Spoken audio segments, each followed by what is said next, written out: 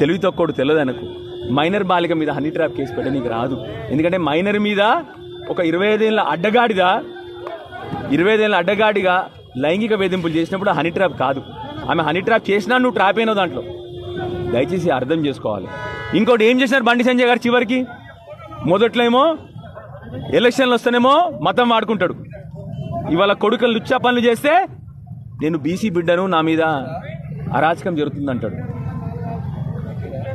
చిన్నపిల్లల్ని రాజకీయాలకు తీసుకురావద్దంటాడు. 25 ఏళ్ళ అడ్డగాడిద చిన్నపిల్లగాడా? ఆ 17 ఏళ్ళ మైనర్ బాలిక చిన్నపిల్లనా? లేకపోతే నీ 25 ఏళ్ళ అడ్డగాడిద మైనర్ రావాడు?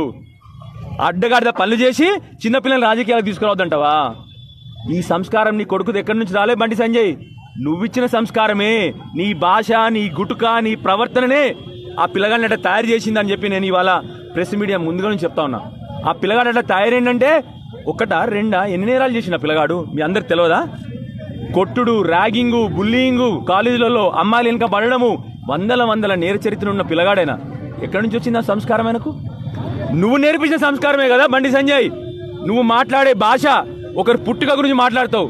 ఇవాళ ఏ పుట్టుక గురించి మాట్లాడతావు బండి సంజయ్? మరి చెప్పు, ఇవాళ ప్రజలకు చెప్పు. ఇవాళ చిన్నపిల్లల్ని రాజకీయాలు తీసుకురావద్దని ఒక సెంటిమెంటు, ఆఖరికి మళ్ళొక సెంటిమెంట్. నిన్న ఎవరు నమ్మకండి నేను ఏబీవీపీ అని ఏడడం. ఏం దొంగ పనులు ఇవన్నీ? చేసే దొంగ పనులు. నీ ఏబీవీపీ చెప్పిందా ఈ పనులు చేసామని చెప్పి?